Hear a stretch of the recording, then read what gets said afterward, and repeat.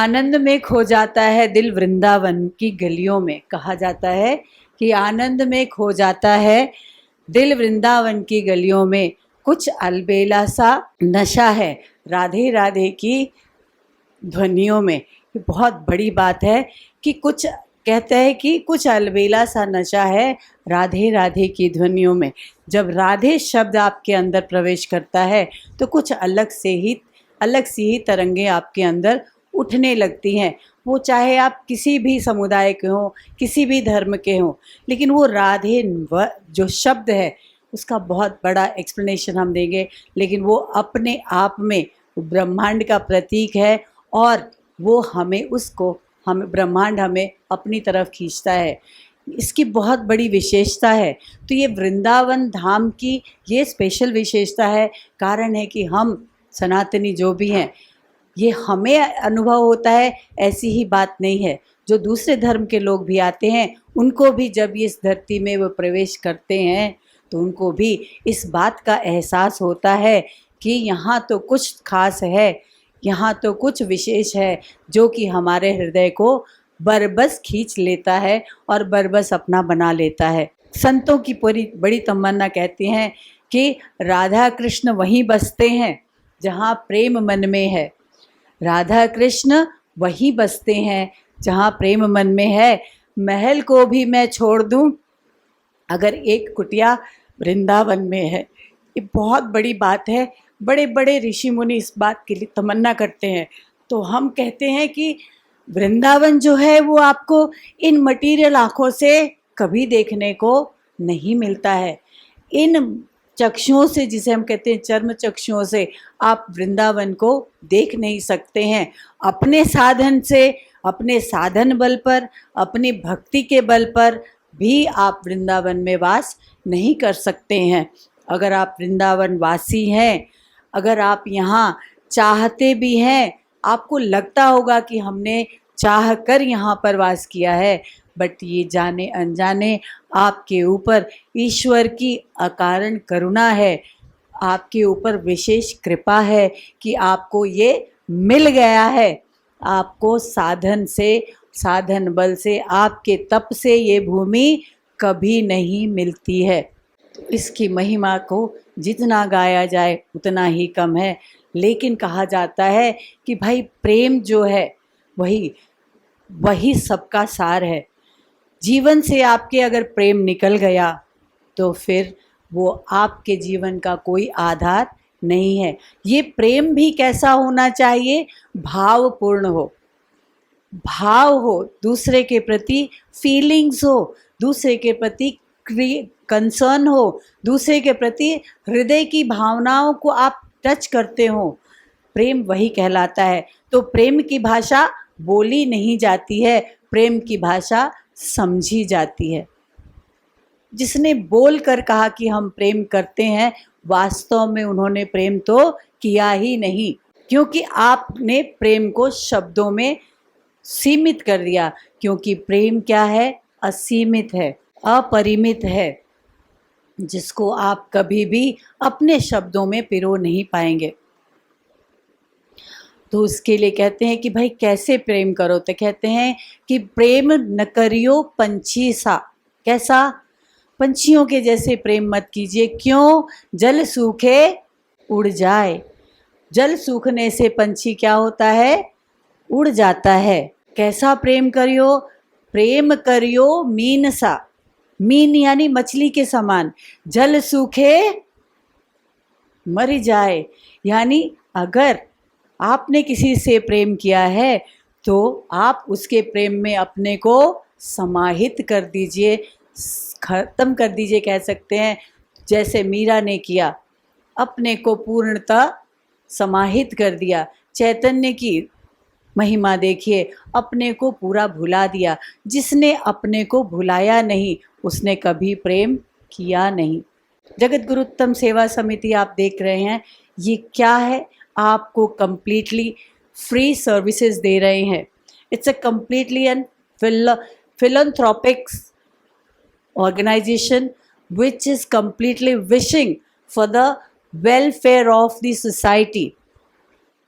तो आप वेलफेयर यानी आपका वेलनेस देखा, वेलनेस यानी धन से नहीं, धन से आप बहुत संपन्न हो सकते हैं, बुद्धि से भी आप बहुत संपन्न हो सकते हैं, आप बहुत इंटेलेक्चुअल हो सकते हैं, आप बहुत बड़े पद पर भी हो सकते हैं, आप सुधीजन हैं, आप बहुत ज्ञानी जन हैं, लेकिन कहाँ पर रुके हुए हैं? ये जो साधन शरीर जो मिला है मनुष्य का, इसी को आपने नहीं साधा। कहते हैं ना, शरीरमेव खलु, साधन का ये एक शरीर ही माध्यम है, और शरीर नहीं रहेगा तो आप कुछ भी नहीं कर सकते हैं। तो वो जो प्रेम की बात मैंने शुरू की है, वृंदावन धाम की जो हम चर्चा कर रहे हैं, इस धाम में रहने वाले भी जो जप करते हैं, माला करते हैं, कीर्तन करते हैं, परिक्रमा करते हैं, अपने को निछावर करने की कोशिश करते हैं, वे भी अपने को असमर्थ पाते हैं। क्यों? क्योंकि आपने अपने साधन को ही बिगाड़ रखा है। तो इस संस्था का एकमात्र यही उद्देश्य है। ओवरऑल हम सब लोग राधे श्याम कथुरिया जी, जो हमारे श्री महाराज जी के एक स्टॉन्च फॉलोवर हैं, जिन्होंने ये संस्था प्रारंभ की है, उनकी बातों के लिए कहने के लिए, न त्वहम कामये राज्यम न स्वर्गम न पुनर्भवम कामये दुख तप्तानाम प्राणिनाम आर्तिनाशनम। उनका एक ही उद्देश्य है, ना मुझे स्वर्ग की कामना है, न पुनर्भवम, ना ही मुझे मुक्ति की कामना है। क्या कामना है? न स्वर्गम न पुनर्भवम कामये दुख तप्तानाम। मेरी सिर्फ एक ही इच्छा है कि जितने भी दुखी प्राणी हैं, जो त्रस्त हैं, जीवन से बहुत लाचार हैं, उन सब की सेवा मैं कर सकूं। यही एकमात्र उनका उद्देश्य है, which we have taken as a motto of our institution, and that is what the great work. So just give a big hand for him and then we'll go further.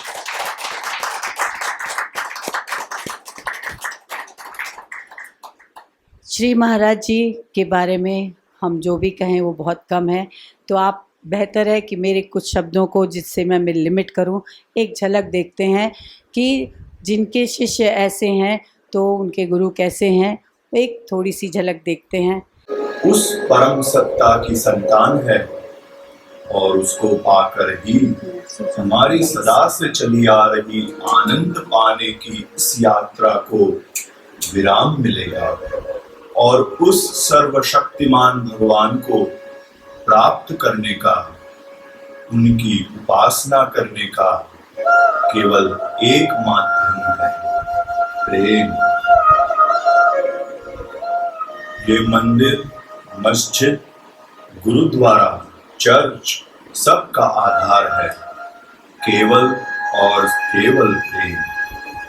वो प्रेम जो हमें करना है, उस प्रेम स्वरूप सच्चिदानंद भगवान के प्रेमानंद को पाने के लिए, और यही प्रेम रस सिद्धांत है।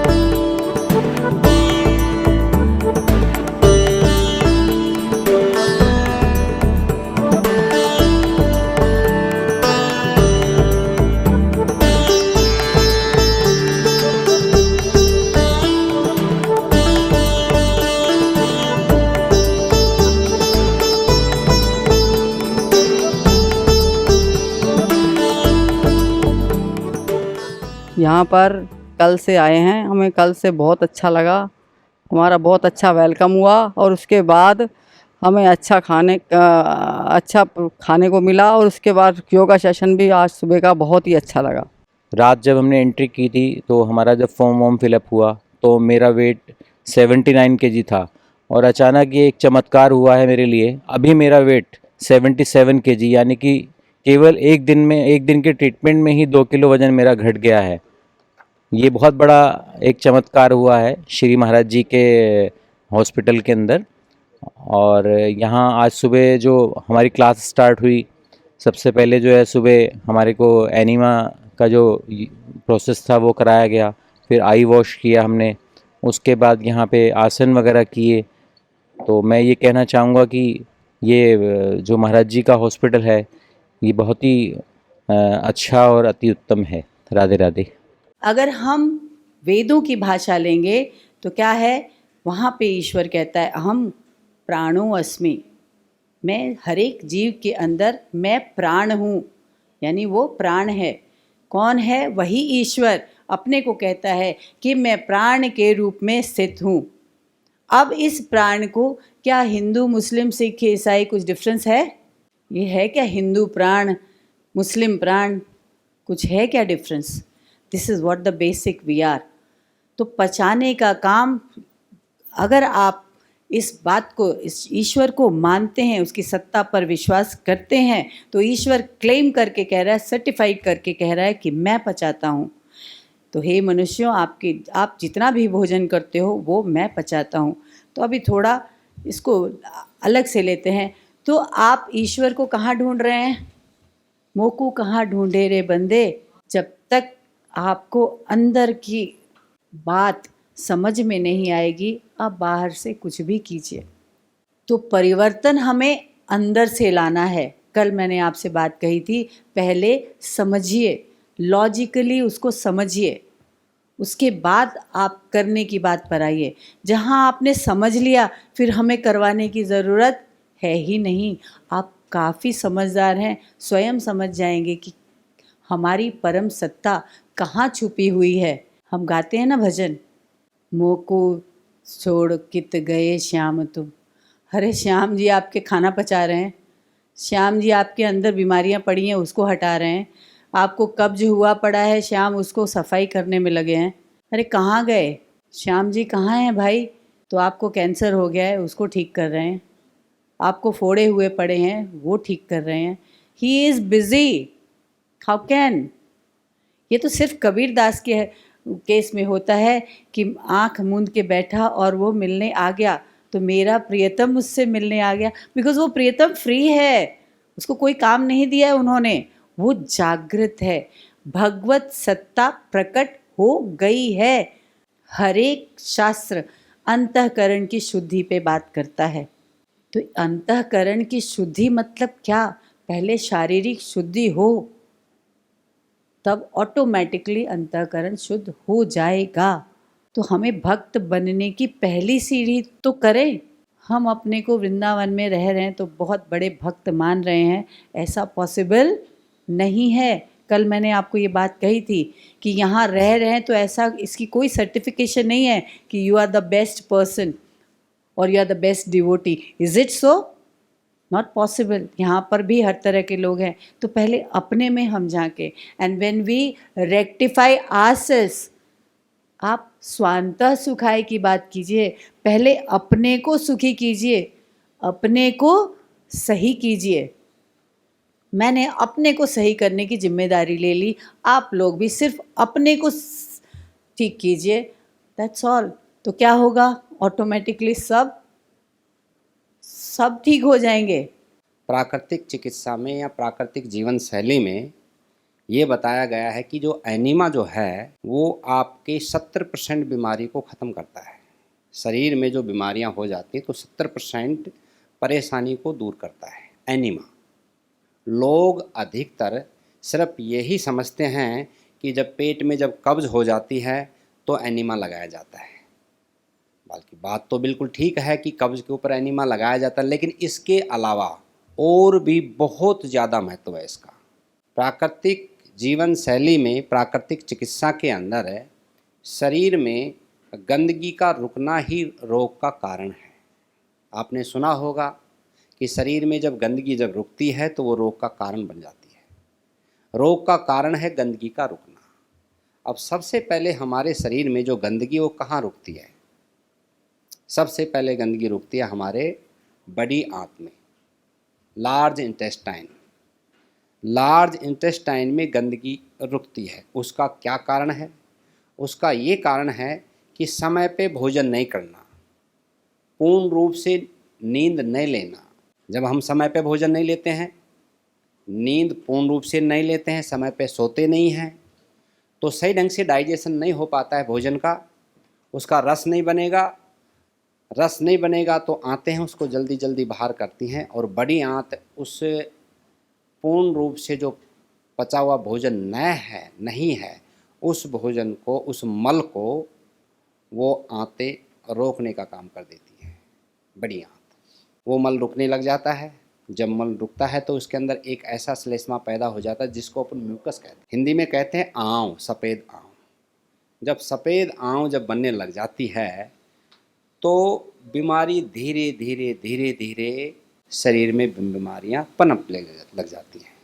तो कहा कि सर्वेषां रोगाणाम निदानम कुपिता मला।